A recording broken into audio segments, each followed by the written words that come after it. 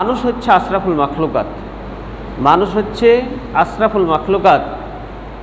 ফেরেশতারা হচ্ছে নূরের তৈরি, ফেরেশতারা নূরের তৈরি, আর মানুষ হচ্ছে মাটির তৈরি। ফেরেশতারা এমন যাদের কোনো অলসতা নেই, যাদের কোনো দুর্বলতা নেই, যাদের কোনো পেরেশানি নাই, কোনো চিন্তা নাই, ভাবনা নাই, কিছুই নাই, তাদের কোনো শারীরিক যে দুর্বলতা এটা নেই। তারা কোনো কাজ আল্লাহ বলবেন সাথে সাথে পালন করার জন্য একেবারে ওতপ্রোতভাবে জড়িত। অর্ডার হওয়ার সাথে সাথেই এক চুলো দেরি না করে তারা সব সময় সদা প্রস্তুত একেবারে। এবং তাদের না আছে খাওয়া দাওয়া, না আছে হচ্ছে পেটের চিন্তা, কিছুই চিন্তা নেই। মহান আল্লাহ তাআলা এমনভাবে তাদেরকে সৃষ্টি করেছেন যারা কখনোই ইবাদত থেকে, আল্লাহর আনুগত্য থেকে তিল পরিমাণও এদিক সেদিক তারা যায় না। ফেরেশতারা ইমানের একটা রুকুন হচ্ছে বা বিশ্বাস হচ্ছে ফেরেশতার প্রতি ঈমান আনা। আমানতু বিল্লাহি ওয়া মালাইকাতিহি ওয়া কুতুবিহি ওয়া রাসূলিহি ওয়াল ইয়াউমিল আখির ওয়াল কদরি খায়রিহি ওয়া শাররিহি মিনাল্লাহি তাআলা ওয়াল বাসি বাদাল মাউত। ইমানের যে 7টা রুকুন, তার মধ্যে ফেরেশতাদের প্রতি বিশ্বাস স্থাপন করা এটাও একটা রুকুন। কেউ যদি 6টা বিশ্বাস করে আর একটা যদি অবিশ্বাস করে তাহলে সে পরিপূর্ণ ঈমানদার হতে পারবে না। এত গুরুত্বপূর্ণ একটা জিনিস। তো ফেরেশতারা হচ্ছে নূরের তৈরি, ফেরেশতারা সদা সর্বদাই সব সময় প্রস্তুত আল্লাহর অর্ডার মানে হচ্ছে পালন করার জন্য। এমন কিছু বান্দা রয়েছে যাদের জন্য তারা দোয়া করে ভালো দোয়া, আর এমন কিছু বান্দা রয়েছে যাদের জন্য ফেরেশতারা হচ্ছে বদদোয়া করে, খারাপ দোয়া করে। আজকে আমার বিষয় হচ্ছে যেই সমস্ত হতভাগা, যেই সমস্ত কপাল পোড়া ব্যক্তি যারা ফেরেশতারা তাদের জন্য বদদোয়া করে, উক্ত বিষয়টি আজকে আমার আলোচনার বিষয়। আমরা যারা আসতে পেরেছি খুব মনোযোগ সহকারে যেন আমরা শুনতে পারি। আল্লাহ সেই তৌফিক তুমি আমাদেরকে দান করুন। সকলে বলুন আল্লাহুম্মা আমিন। তাহলে ফেরেশতারা বদদোয়া করে। লানত ওটা কি বলা হয়? অভিশাপ। লানতের আবিধানিক অর্থ হচ্ছে অভিশাপ, গজব। আল্লাহর পক্ষ থেকে সে রহমত প্রাপ্ত হবে না, কল্যাণ প্রাপ্ত হবে না। তারা দোয়া করলে সেই দোয়া আল্লাহ তাআলা কবুল করবে না। এই সমস্ত ব্যক্তি, তার মধ্যে প্রথম যে ব্যক্তি পড়বেন তারা হচ্ছে কৃপণ ব্যক্তি। 1 নাম্বার, তারা হচ্ছে কৃপণ ব্যক্তি। কৃপণ ব্যক্তির জন্য ফেরেশতারা অভিশাপ দিয়ে থাকে।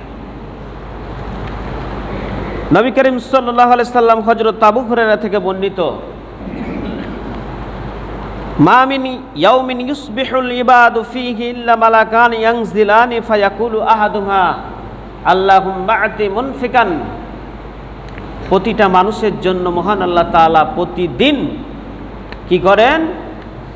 2 জন করে ফেরেশতা এই পৃথিবীতে পাঠান প্রত্যেকের জন্য। আল্লাহুম্মা আতি ফায়াকুলু আহাদুহুমা আল্লাহুম্মা আতি মুনফিকান খলাফান। যে ব্যক্তি কোনো কিছু দান করেছে, আল্লাহ সে যে পরিমাণ দান করেছে সেই পরিমাণ তুমি তাকে দিয়ে দাও। সুবহানাল্লাহ। এরপরে ওয়ায়াকুলুল আখির আল্লাহুম্মা আতি মুমসিকান তালাফান। আর যে ব্যক্তি খরচ করবে না, কৃপণতা করবে, তাকে তালাফান মানে হচ্ছে তাকে কি করে দাও? কৃপণ অর্থাৎ ধ্বংস করে দাও। তালাফান মানে ধ্বংস করে দাও। অন্য হাদিসে রয়েছে যে কোনো সময় হঠাৎ করে কোনো একটা বিপদ চলে আসলো, চিন্তা করে 500 টাকা পকেট থেকে বের করতে পারলাম না, কিন্তু আল্লাহর পক্ষ থেকে এমন একটা বিপদ চলে আসলো, 500 টাকা তখন পারলাম না, কিন্তু এমন একটা বিপদ চলে আসলো 5000 টাকা চলে গেল। এজন্য কম হোক বেশি হোক, কম থাকলে কম, বেশি থাকলে বেশি, আমাদেরকে সব সময় দেওয়ার এই মন মানসিকতা তৈরি করতে হবে। কৃপণ ব্যক্তিকে কেউ ভালোবাসে না, আল্লাহও ভালোবাসে না, ফেরেশতারাও ভালোবাসে না, কেউ তাকে ভালোবাসে না, এবং ফেরেশতারা তার জন্য বদদোয়া করতে থাকে। অন্য হাদিসে নবী করিম সাল্লাল্লাহু আলাইহি সাল্লাম বলছেন, লা ইয়াদখুলুল জান্নাতা মানে হচ্ছে কৃপণ ব্যক্তি, সে জান্নাতে প্রবেশ করতে পারবে না। এই জন্য আমরা যদি ফেরেশতার বদদুয়া থেকে বাঁচতে চাই, তাহলে আমাদের এক নম্বর যে কাজটি করণীয় সেটা হচ্ছে আমরা কখনোই কৃপণ হব না। চেষ্টা করব আপনার আল্লাহ যতটুকু সামর্থ্য দিয়েছে, ক্ষমতা দিয়েছে, আপনি ততটুকুই করেন। আল্লাহ আপনার অন্তর দেখছেন, আল্লাহ আপনার অন্তর দেখছেন। বেশি থাকলে বেশি দেন, কম থাকলে কম দেন। হাদিসটি কিন্তু সহিহ বুখারী, হাদিসটার নম্বর হচ্ছে 1442। সহিহ মুসলিমে হাদিসটি রয়েছে, তার নম্বরটা হচ্ছে 1010। এরপরে দ্বিতীয় নম্বর, ফেরেশতার বদদুয়া প্রাপ্ত যারা হবেন তারা হচ্ছে এলেম, জ্ঞান গোপনকারী। যারা জ্ঞানকে গোপন রাখে, জ্ঞানের প্রসার করে না। জ্ঞানের গোপনের আরও অনেক অর্থ রয়েছে। যারা শিখতে পারবে, কোরআন হাদিস জানতে পারবে, কোরআন হাদিস পড়তে পারবে, কিন্তু পড়াশোনা করে না, চতুর্দিকে সময় দেয়, কিন্তু সামান্য একটা ঘন্টা, আধা ঘন্টা কোরআনের জন্য সে ব্যয় করতে পারে না। সারা দিন, অর্থাৎ সকাল 8টা থেকে শুরু করে রাত্রি 10টা, 11টা, 12টা পর্যন্ত দোকানে থাকতে পারে, দোকান পরিচালনা করতে পারে, কিন্তু সামান্য একটা ঘন্টা ব্যয় করে তাকে যে কোরআন শিখতে হবে এরকম তার মন মানসিকতা নেই। আল্লাহ তাআলা বলেন, ইন্নাল্লাযীনা ইয়াকতুমুনা মা আনজালাল্লাহু মিনাল বায়্যিনাতি ওয়াল হুদা মিন বাদি মা বায়্যানাহু লিন-নাসি ফিল কিতাব উলাইকা ইয়ালআনুহুমুল্লাহু ওয়া ইয়ালআনুহুমুল লাঈনুন। এটা হচ্ছে সূরা আল বাকারা 2 নম্বর সূরা, আয়াত নম্বর হচ্ছে 159। এখানে মহান আল্লাহ তাআলা বলছেন, ইন্নাল্লাযীনা ইয়াকতুমুনা, নিশ্চয় যারা, ইয়াকতুমুনা মানে হচ্ছে গোপন করে। আয়াতের তাফসিরে ফাতহুল মাজিদ সহ আরও অনেক তাফসিরের দেশে দেখলাম, সেটা হচ্ছে আগে হচ্ছে ইহুদিরা কি করত, যেই জিনিসটা জানতো সেটা মানুষের কাছে প্রচার করত না। তার বিভিন্ন কারণ, কেউ ক্ষমতার লোভ, কেউ চাকরি হারানোর ভয়, বিভিন্ন কারণ সেখানে উল্লেখ করা হয়েছে। বর্তমানে এই আয়াত যদি আমরা দেখতে চাই, তাহলে আমরা একেবারে খাপে খাপ, মুনতাজের বাপ কহে কথাটা একেবারে মিলে গেছে। অনেকেই, অনেক ইমাম রয়েছে, অনেক হচ্ছে জান্নেওয়ালা রয়েছে, অনেক মানুষ রয়েছে যারা সঠিক কথা প্রচার করে না। কেন করে না? চাকরি চলে যাবে বিধায়। এরকম আরও অনেক মানুষ রয়েছে যারা ইহুদি আলেমদের ওই অভ্যাস ছিল। বর্তমানে আমাদের এটা এখন চলে এসেছে। এই কাজটা যদি হয়, আল্লাহ তাআলা বলছেন, মা আনজালনা মিনাল বায়্যিনাতি ওয়াল হুদা মিন বাদি, অর্থাৎ সুস্পষ্ট কিতাব, সুস্পষ্ট জিনিস সে জানার পরেও যদি মানুষের কাছে প্রচার না করে, তাহলে বলছেন, মা বায়্যানাহু লিন-নাস ফিল কিতাব উলাইকা ইয়ালআনুহুমুল্লাহু ওয়া ইয়ালআনুহুমুল লাঈনুন। তাহলে তার উপর হচ্ছে লানত, অভিশাপ, সমস্ত মানুষের, ফেরেশতারা অভিশাপ, এবং হচ্ছে সমস্ত মানুষের অভিশাপ তার উপর বর্তাবে।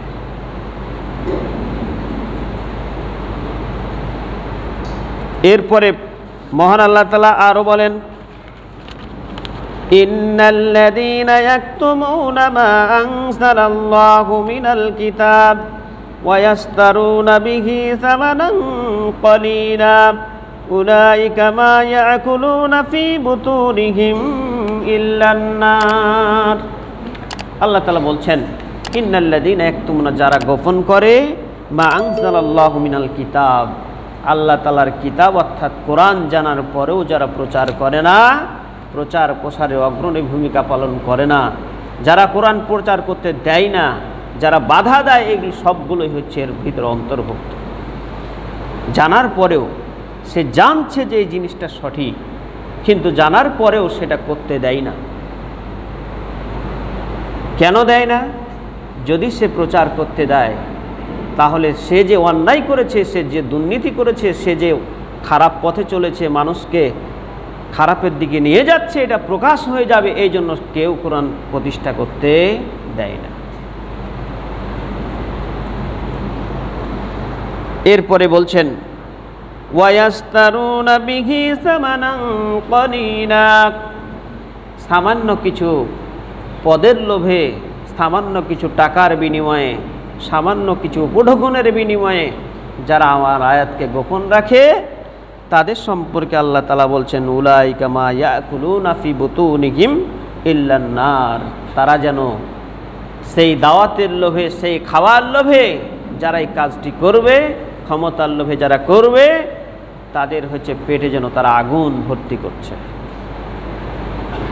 সেটা যতই 5 স্টার হোটেলে গিয়ে চাইনিজ খাবার খাক, বিরিয়ানি খাক, যত উন্নত মানের খাবার খাক না কেন, আসলে সে পেটে কি করছে, মা ইয়াকুলুনা ফি বুতুনিহিম, সে যেন তার পেটে ইল্লান নার, সে যেন আগুনই ভর্তি করছে। বেশি খেলে পেট বড় হবে। আর জাহান্নামীদের আরেকটি বৈশিষ্ট্য পাওয়া যায়, তাদের হচ্ছে পেট বড় হবে। জাহান্নামীদের একটা বৈশিষ্ট্য পাওয়া যায়, তারা হচ্ছে তাদের কি পেট বড় হবে, আর মুছ হলেও বড় হবে। মুছ বড় আর হচ্ছে পেট বড়, ভুঁড়ি বড় হবে। নবী করিম সাল্লাল্লাহু আলাইহি সাল্লাম হযরত আয়েশা তিনি বলছেন, একজন দেশের প্রেসিডেন্ট হওয়ার পরেও কি বলছেন যে আমরা মদিনায় 10টা বছর থেকেছি, 3 রাত্রি ধারাবাহিক যে 3 রাত্রি খাবার খেতে পেয়েছি, এরকম কোনো নজির নেই। চিন্তা করেছেন? 10 বছরে লাগাতার অর্থাৎ ধারাবাহিক উপরি 3 রাত্রি খাবার খেয়েছেন, এরকম কোনো নজির নেই। হযরত আয়েশা তিনি বলছেন, এই ফোনটা বন্ধ করে দেন তো, 16 নাম্বার সুইচটা। তাহলে চিন্তা করেছেন, যারা আসলে প্রকৃত ঈমানদার হবে, মুমিন হবে, মুমিন হিসাবে যদি দাবি করতে চায়, তাহলে জিন্দেগি তার পেট বড় হবে না। আরেকটা জিনিস দেখলাম, সেটা হচ্ছে কেউ যদি একটা লোকমা অথবা 2-3টা খেজুর খায় আর 1-2 গ্লাস পানি খায়, তাহলে তার এই বডিটা অর্থাৎ দেহটাকে সোজা রাখার জন্য এটাই যথেষ্ট, আর কিচ্ছু লাগবে না। আর কেউ যদি একবার খায়, তাহলে এদের বৈশিষ্ট্য বলা হয়েছে, এদেরকে বলা হয় সিদ্দিকিন, যারা সত্যবাদী।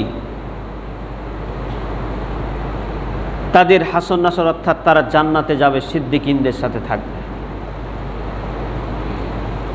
যারা 2 বার খাবে, তাদের হচ্ছে, তাদের বৈশিষ্ট্য বলা হয়েছে, তারা হচ্ছে মুমিন, তারা হচ্ছে প্রকৃত মুমিন। আর এর চাইতে যখন বলা হলো যে কেউ যদি 3 বার, তখন বলা হলো যে তাকে একটা গামলা দিয়ে দাও ভর্তি করে, সে খাক আর জাহান্নামের জন্য তৈরি হোক। অর্থাৎ এই হাদিস থেকে ইনকার করা হয়েছে যে 2 বারের বেশি আসলে খাওয়া ঠিক নয়। আপনি যদি খান, আপনার শারীরিক ক্ষতি হবে, অসুখ বেশি হবে, রোগ জীবাণু বাসা বাঁধবে। এটা হচ্ছে 100% কথা, এটা হচ্ছে চিকিৎসা বিজ্ঞানীও সেই কথাটাই বলছে। যত বেশি খাবেন, রোগবালা তত বেশি বাসা বাঁধবে আপনার শরীরে। কিন্তু আপনি কম খান, দেখবেন রোজা রাখেন, সাপ্তাহিক যে 2টা করে রোজা, মাসে আবার 3টা আইয়ামে ভিজের রোজা, এরপরে সোমবার বৃহস্পতিবার যে রোজা, এইগুলি করলে ইনশাআল্লাহ কোনো মানুষের আসলে অসুখ বিসুখ হবে না। কিন্তু আমরা কি করি, সকাল থেকে শুরু করে রাত্রি ঘুমাতে বিছানে গিয়েও বলি যে শেষখানে একটা কফি নিয়ে আসো বা চা নিয়ে আসো, খেয়ে দে শুধু। সারাদিন খাওয়া শেষ হলো না, বিছানে থাকার সময় তা আবার বলছে যে একটা কফি গেলে নিয়ে আসো, খেয়ে দেয় শুধু। তা আমাদের অসুখ বিসুখ হবে না তো হবে কার? তো সেটাই বলছেন যে উলাইকা মা ইয়াকুলুনা ফি বুতুনহিম ইল্লান নার, যদি এটা করে তাহলে সে যেন তার পেটটাকে আগুন দিয়েই ভর্তি করাচ্ছে। এরপরে শুধু কি তাই, যারা গোপন করবে তাদের সম্পর্কে আরও কঠিনভাবে বলা হয়েছে, ওয়ালা ইউকাল্লিমুহুল্লাহু ইয়াউমাল কিয়ামাত, আল্লাহ তাআলা ওই ব্যক্তির সাথে কথাও বলবেন না। ওয়ালা ইউযাক্কিহিম, এবং তার সাথে তাদেরকে পবিত্র করবেন না। এটাও শুধু শেষ না, মহান আল্লাহ তাআলা আরো বলছেন ওয়ালাহুম আযাবুন আযীম। এটাই শেষ না, তার জন্য যন্ত্রণায় কঠিন শাস্তি মহান আল্লাহ তাআলা নির্ধারণ করে রেখেছেন। তাহলে আমরা 2 নাম্বার যেটা পেলাম, যারা হচ্ছে গোপন করবে, যারা হচ্ছে জানা অনুযায়ী আমল করবে না। আলেম সেই ব্যক্তিকে বলা হয় যতটুকু জানে সে অনুযায়ী আমল করার নাম হচ্ছে প্রকৃত আলেম। আমরা অনেক কিছু জানি কিন্তু করতে পারি না, আমি প্রকৃত ইমানদার, প্রকৃত আলেম হতে পারবো না। আমি হোক আর যেই হোক, প্রকৃত আলেম হতে হলে জানা অনুযায়ী আমল করতে হবে। সবাই এর সাথে সম্পর্ক। আপনি যতটুকু জানেন ততটুকু যদি কাজ করতে না পারেন, কিয়ামতের মাঠে আপনাকে জবাব দিতে হবে। আপনি সঠিক জিনিসটা জানেন, প্রশাসনের ভয়ে হোক, যেই কোনো কারণে হোক, আপনি যদি চুপ থাকেন আপনিও বাঁচতে পারবেন না, আমরাও পারবো না, আপনিও পারবেন না। সবাই কিন্তু এর ভিতরে অন্তর্ভুক্ত হবে। পরের আয়াত যেটা সূরা আল বাকারা, আয়াত নম্বর হচ্ছে 174। আয়াতের তাফসীর যদি আমরা দেখি আরও অনেক কিছু পাবো। আল্লাহ যেন আমাদেরকে কথাগুলি মেনে চলার, আমল করার, যেটুকু জানেন বাল্লিগু আন্নী ওয়ালাউ আয়া, তোমার যদি একটা আয়াত জানা থাকে অপরের কাছে পৌঁছায় দাও, তুমি গোপন করিও না। গোপন করলে কিয়ামত তুমি হারাবে, পরকাল তুমি হারাবে। এই জন্য আমরা কেউ চাই না। আল্লাহ যেন আমাদেরকে সেই পরিবেশ, সেই হচ্ছে জিনিস আমাদের তৈরি করে দাও, আমরা যাতে করে স্বাচ্ছন্দ্যে সব কিছু প্রচার করতে পারি। আমরা সবাই বলি আল্লাহুম্মা আমিন। এরপরে 3 নাম্বার যে কাজটি, ফেরেশতাদের বদদুয়ার অধিকারী হবে বা পাবে যারা, তারা হচ্ছে কাফের ও মুরতাদ। যারা কাফের, একেবারে যারা কোরআনকে অস্বীকার করে, আর মুরতাদ উহাকে বলা হয় যে ইমানদার হয়েছিল পরে আবার সে ইসলাম ধর্ম ত্যাগ করেছে, একে বলা হয় মুরতাদ। আল্লাহ তাআলা বলেন ইন্নাল্লাযীনা কাফারু ওয়া মাতু ওয়া হুম কুফফারুন উলাইকা আলাইহিম লা'নাতুল্লাহি ওয়াল মালাইকাতি ওয়ান নাসি আজমাইন। নিশ্চয় যারা কাফের এবং কাফের অবস্থায় যারা মৃত্যুবরণ করে, ওয়া হুম কুফফারুন উলাইকা আলাইহিম লা'নাতুল্লাহ, তাদের উপর আল্লাহর লানত এবং ফেরেশতার লানত, আর হচ্ছে পৃথিবীর সমস্ত মানুষের হচ্ছে লানত, অর্থাৎ গজবপ্রাপ্ত। 4 নাম্বার হচ্ছে সাহাবীদেরকে গালি দেওয়া। অনেক মানুষ জেনে না জেনে ইচ্ছাকৃতভাবে অনেকভাবে সাহাবীদেরকে গালি দেয়। একটা জিনিস মনে রাখবেন, সূরা বাইয়িনাতে মহান আল্লাহ তাআলা বলছেন রাদিয়াল্লাহু আনহুম ওয়া রাদু আনহু যালিকা লিমান খাশিয়া রব্বা। সাহাবীদের প্রতি আল্লাহ তাআলা সন্তুষ্ট, সাহাবীরাও আল্লাহর প্রতি সন্তুষ্ট।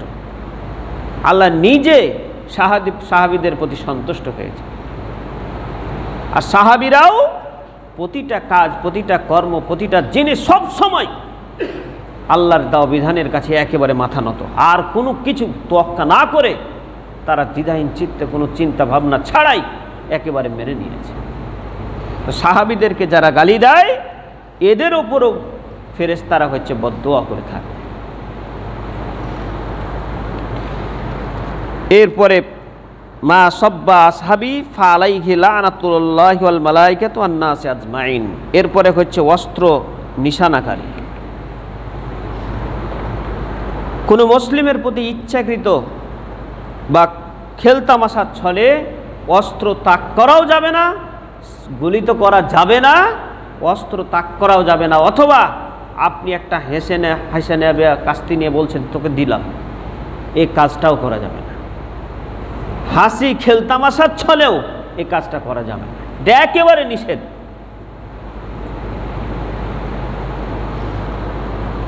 আর আজকে তো ডাইরেক্ট গুলি করছে, আমরা তো এগুলো দেখেছি। যে করেছে আল্লাহ যেন তাকে, কি জন্য করেছে, যারা অর্ডার করেছে এবং সে যে করেছে সকলকে যেন আল্লাহ শাস্তির আওস্থায় নিয়ে আসেন। ইহলৌকিক যদি শাস্তি হয় হয়ে গেল, ইহকালেও সে শান্তি পাবে না, পরকালে তো নাই, ইহকালেও কেউ শান্তি পাবে না। কাউকে জুলুম করে, কারোর উপরে নির্যাতন করে, কাউকে অন্যায়ভাবে কোনো হত্যা করে, রাহাজানি করে, খুন খারাপি করে, জুলুম করে এই পৃথিবী তো শান্তি নেই, পরকালে শান্তি পাওয়া যাবে না। ওয়া নাহশুরুহু ইয়াউমাল কিয়ামা, জনকা আরবি শব্দটা রয়েছে যে কোনোভাবে হোক তার জীবনকে আল্লাহ তাআলা সংকীর্ণ করে দিবেন, হয় তার ছেলে দিয়ে অথবা তার স্ত্রী দিয়ে।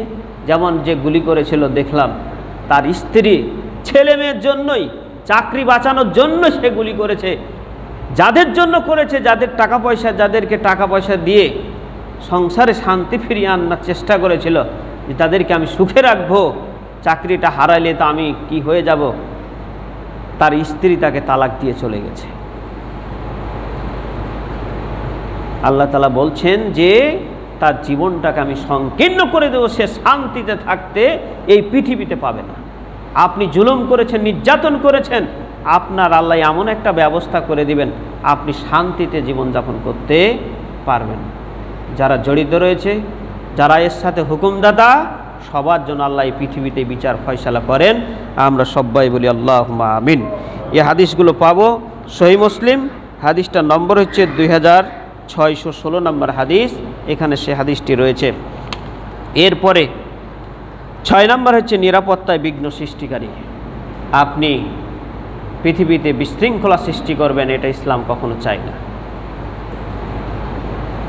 যেভাবে হলো, দেশে যেইভাবে কাজ চলল, সবগুলোই হচ্ছে অন্যায়।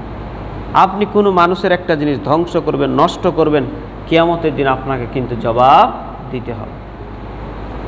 গত জুমায় একটা কথা বলেছি, আমাদের দেশে সহজেই কোনো জিনিস আসলে কেউ মেনে নেয়। এই জন্য দেখা যাচ্ছে যে দেশের লক্ষ লক্ষ কোটি কোটি টাকা, আমরা সকলেই জানি, কোটি, এই যে কয়েকদিনে কোটি কোটি কোটি টাকা দেশের ক্ষতি হয়ে গেল ছোট্ট একটা কথার জন্য।